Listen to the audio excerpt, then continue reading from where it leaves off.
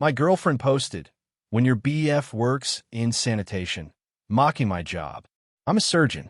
I work in sanitizing operating rooms between surgeries. I commented, "I sanitize ORs so surgeons like me can save lives." Then I added my medical degree and hospital badge. When her comments section exploded. Original post. I, 33 male, am an orthopedic surgeon. I finished my residency 2 years ago, and I've been on staff at a level 1 trauma center since. For anyone who doesn't know, orthopedic surgery is bones, joints, ligaments, the stuff that keeps you walking. I spent 4 years of undergrad, 4 years of medical school, 5 years of residency, and 1 fellowship year to get here. That's 14 years of training after high school. I still have $287,000 in student loans. I drive a 2019 Civic because that's what responsible debt management looks like when you owe the GDP of a small island nation. I say all that not to brag, but to establish context for what my girlfriend of 8 months decided to post on her Instagram to her 14K followers. She's a content creator. Mostly lifestyle stuff, outfit hauls, brunch reviews, day in my life content. She's been growing her platform and takes it very seriously, which I've always supported. I've held the camera for her. I pretended to be surprised when she surprised me with stuff on camera that she'd already told me about off camera. I've been a good sport. A few weeks ago, she was visiting me at the hospital. I was between surgeries and had about a 40-minute gap. She wanted to bring me lunch, which was sweet. She came up to the surgical floor, and I met her in the staff lounge area.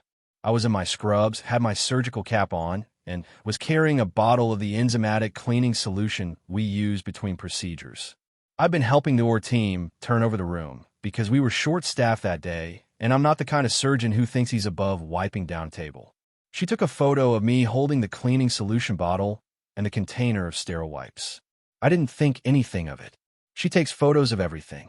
2 days later, I'm scrolling Instagram before bed, and I see her post. It's the photo of me, cropped so you can't see my hospital badge or the surgical floor behind me. Just me in scrubs, holding cleaning supplies. The caption read, "When your BF works in sanitation, wastebasket faced with tears of joy, still love him though. Not everyone can be ambitious babe, LOL, hashtag couple goals, hashtag honest girlfriend, hashtag love is love." 14,000 followers saw that. I read it 3 times to make sure I wasn't misunderstanding something. I checked the comments. Her friends, people I'd met at dinners, people who'd been to my apartment, were playing along. Her best friend commented, "Girl, you're too good for him, LMAO skull." Her sister commented, "At least he has a job, I guess," faced with tears of joy. Some random follower, "Queen, you deserve a man with goals, not a mop broom." She'd replied to almost every comment with laughing emojis. Not once did she correct anyone. Not once did she say, "Actually, he's a doctor," or "It's a joke." She let 14,000 people think she was dating a janitor, and she was being a good girlfriend by staying with him despite that. And look, there's nothing wrong with being a janitor.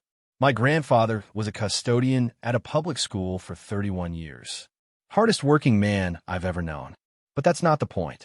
The point is she deliberately misrepresented what I do to make herself look generous and superior for still loving me despite my low job. She manufactured a narrative where she was the charitable girlfriend sticking by her loser boyfriend. For content, for engagement. I sat there for about 20 minutes just staring at my phone. My first instinct was to call her and lose it, but I didn't. I took a screenshot of the post, every comment, and every reply she made. Then I did something I never do on social media. I commented, "Hey babe, just to clarify for everyone, I'm an orthopedic surgeon at hospital. The cleaning supplies in the photo are enzymatic surgical instrument cleaners I was using to help turn over in or between my cases. I sanitize operating rooms so surgeons like me can save lives. Here's my medical degree and hospital badge for anyone curious." And I attached 2 photos in the comment. One was my diploma.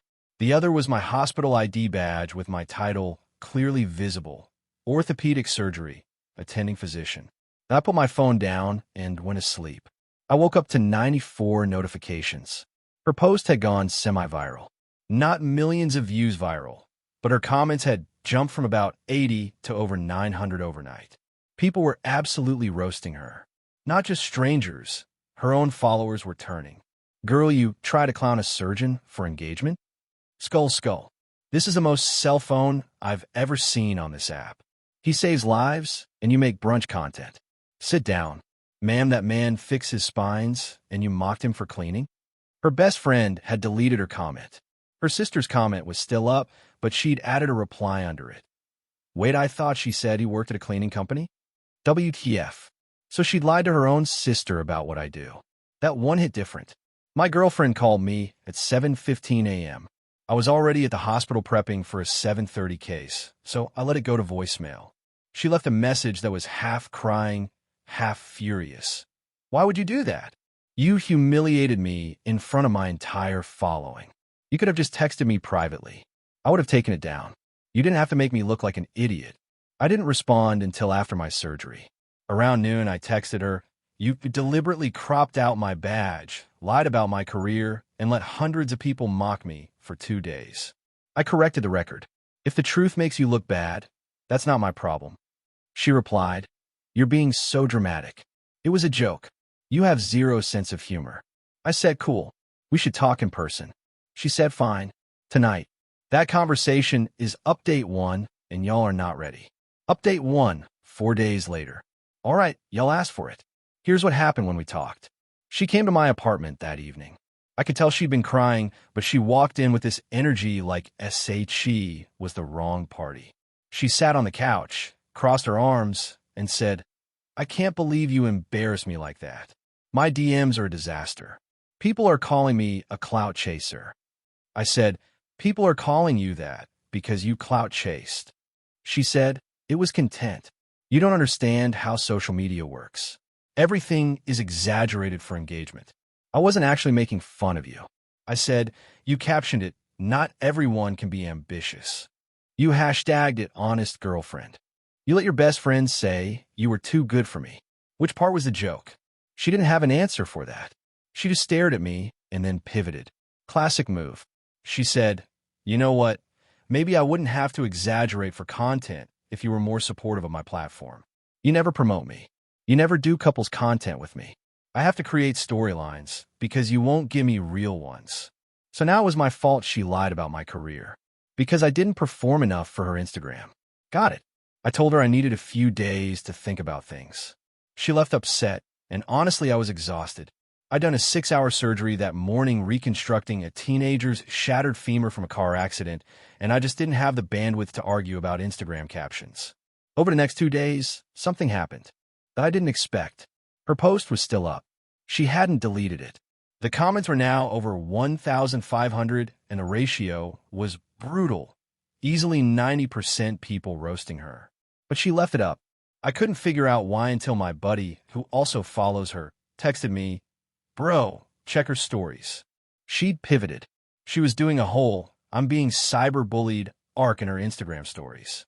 Screenshots of mean DMs, with no context of course. A tearful video about how one mistake was being used to destroy her. A text post that said, when your partner chooses public humiliation over a private conversation, broken heart, hashtag toxic relationships, hashtag mental health, hashtag be Kindleline. She was using MY correction of her lie as content. She turned herself into the victim of her own post. And it was working sort of. She'd gained about 2,000 followers from the drama. Some people were defending her. She made a joke, and he publicly destroyed her. That's abusive. Imagine humiliating your girlfriend instead of talking to her. Men will embarrass you before they'll communicate.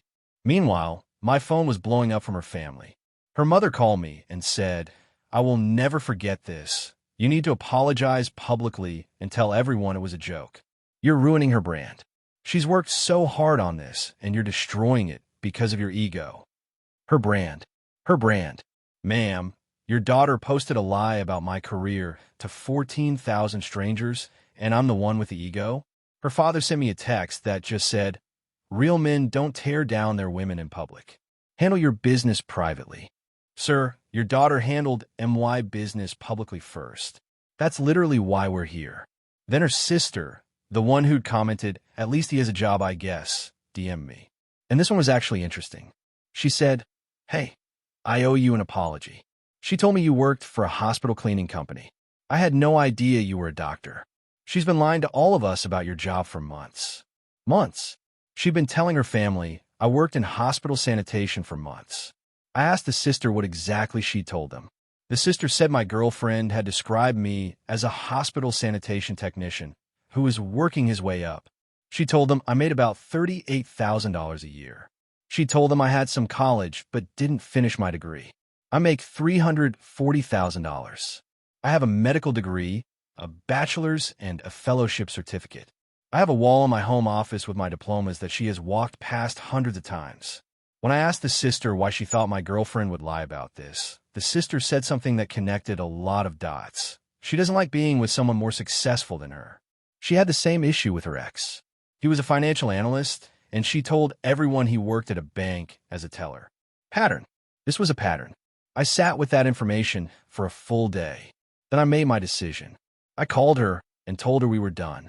Straightforward, no drama. I said, I found out you've been lying to your family about my career for months. You told them I work in sanitation and make $38,000. I can't be with someone who's ashamed of what I do and lies about it to make themselves feel better. The silence on the phone lasted about 8 seconds. Then she said, Who told you that? That's not true. I can explain. Just who told you that? I said it didn't matter who told me. She started crying and said I was throwing away our relationship over a misunderstanding. She said she'd been planning to tell them the truth eventually, and that she just hadn't found the right time. 8 months. She hadn't found the right time in 8 months. I said, There's nothing left to discuss. I wish you well. Please don't contact me. She did not take that well. But that's for update 2. What I will say is this. Between the post, the family lies, and the victim content arc, I realized I wasn't dating a person. I was dating a narrative. Everything was content. Everything was a storyline. And in every storyline, she needed to be the main character. The generous girlfriend with the humble boyfriend, the cyber-bullied victim, the loyal partner with the ungrateful man. I was a prop. A well-educated, overworked, $287K in debt prop. Anyway, more soon. I have a hip replacement at 6 a.m. and I need to sleep. Update 2, 3 weeks later. Final update. I know this has been a ride, so let me close it out properly. After the breakup call, things escalated exactly how you'd expect from someone who turns everything into content. Within hours, she posted a story that said, When the person you loved chooses his pride over your heartbroken heart, with a sad filter and a song playing underneath. Vague enough to seem sympathetic. Specific enough that anyone following the drama knew it was about me. Over the next few days, she released a whole series of healing content. How to recover when the person you trusted betrays you. Signs you were in a toxic relationship and didn't know. When a man can't handle a strong woman. She was getting decent engagement too. The victim angle was her most successful content arc since we'd been together. I ignored all of it. I had patience to see and a life to live. But she wasn't done. About a week after the breakup, a colleague at the hospital forwarded me an email. Somebody had written to the hospital's patient relations department. Not the medical board, not HR, just the generic feedback inbox, saying that one of your surgeons has been publicly behaving unprofessionally on social media and creating a hostile online environment. No specific complaint, no patient issue, just a vague attempt to get me in trouble at work. The email came from a throwaway Gmail address, but the writing style was unmistakable. I'd proofread enough of her Instagram captions to recognize her voice. The way she overuses furthermore and puts everything in passive voice when she's trying to sound professional. I forwarded it to my department chief with a brief explanation. This is from my ex-girlfriend. Here's the context. I included screenshots of the original post, my comment, and the timeline. My chief, who's been practicing for 30 years and has seen everything, read it and said, This is a personal matter and has nothing to do with your clinical performance. I'll make sure admin knows it's not a legitimate complaint. Focus on your patients. That was it. Non-event. But the fact that she tried, that told me everything about where her head was at. She couldn't hurt me personally anymore, so she went after my livelihood. That's a specific kind of cruelty. Then came the financial play. About 10 days after the breakup, she texted me, from a new number since I'd blocked the old one, with a list of things she wanted returned or compensated for. The list included a $400 cologne set she'd given me for my birthday, $200 for meals she'd paid for during the relationship, a Bluetooth speaker she'd left at my apartment, which was actually mine. I'd bought it before we even met. And this was the best part, $1,200 for emotional distress and wasted time. I'm not making this up. She invoiced me for dating her. I forwarded the text to my lawyer buddy, who laughed for about 30 seconds straight and then said, "This has zero legal standing. Block the new number and move on." So I did.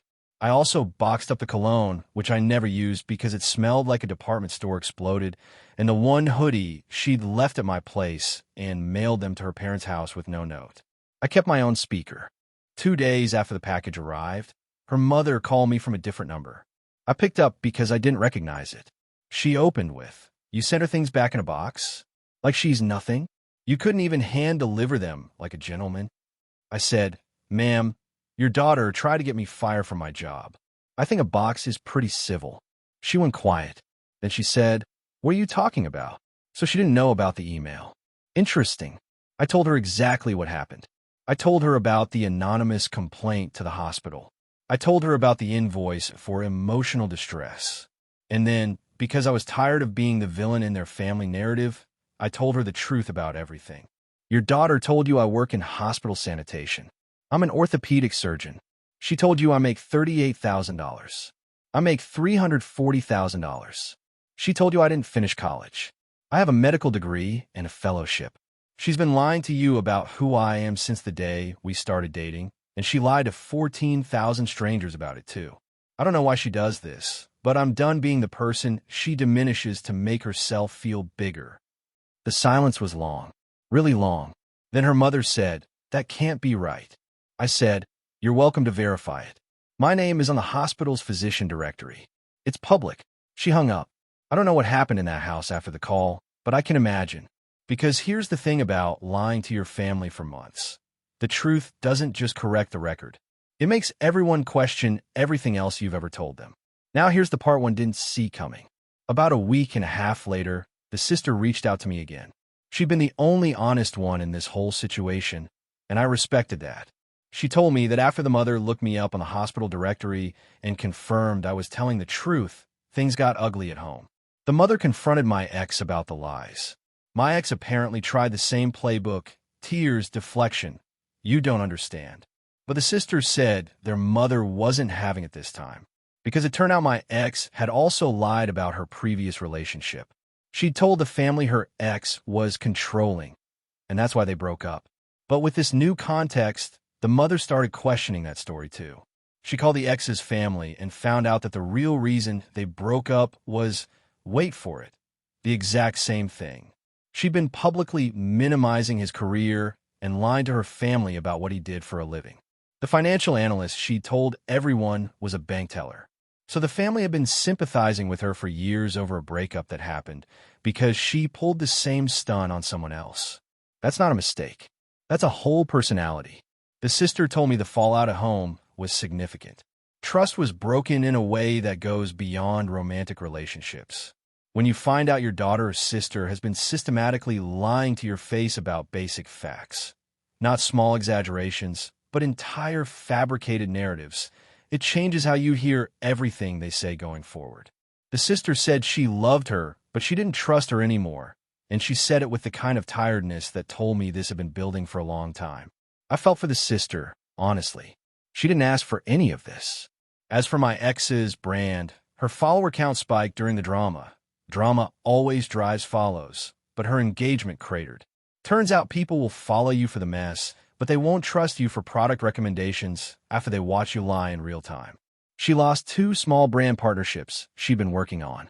Not because the brand saw the post, because someone in the comments tagged both brands and said, "Hey, you might want to look into who you're partnering with." The brands did their due diligence, saw the whole timeline, and quietly pulled out. That's not revenge. I didn't tag those brands. I didn't orchestrate any of that. That's just the internet doing what the internet does when you hand a story with a clear villain. She's still posting, still making content. Last I checked, and I only checked because a friend sent me a screenshot. She's rebranded slightly. More self-improvement content. Growing from my mistakes. Learning to love myself first.